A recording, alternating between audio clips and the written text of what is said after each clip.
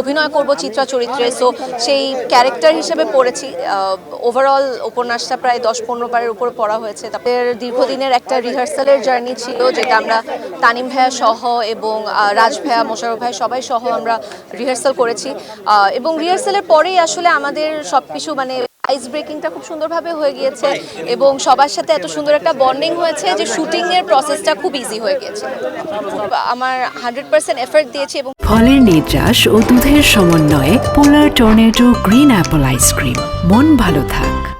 মানে অবভিয়াসলি আমি ভীষণ গ্রেটফুল এবং আমি এটাকে ব্লেসিং হিসেবে মনে করি যে সবার এত এক্সপেকটেশন আছে আমার উপর, তবে সেই সাথে এটাকে আমি একটা রেসপন্সিবিলিটি হিসেবেও দেখি। আমি চাইবো যে দর্শককে আমি যেন হতাশ না করি, ভালো ভালো প্রজেক্টের সাথে যেন যুক্ত থাকতে পারি এবং সিনেমা নিয়ে আমি যেন একটা লং টার্মে অনেক ভালো কিছু করতে পারি। আমি প্রিন্স দেখার জন্য ভীষণ ভীষণ এক্সাইটেড, কারণ অবশ্যই সেখানে মেগাস্টার শাকিব খান আছেন, আমার কমার্শিয়াল সিনেমার প্রথম হিরো। সো আমি ভীষণ এক্সাইটেড প্রিন্স দেখার জন্য এবং সেই সাথে সেখানে ফারিনও অভিনয় করেছে। ফারিন আমার কলিগ, ভালো বন্ধু। সো আমি অবশ্যই প্রিন্স সিনেমাটি হলে গিয়ে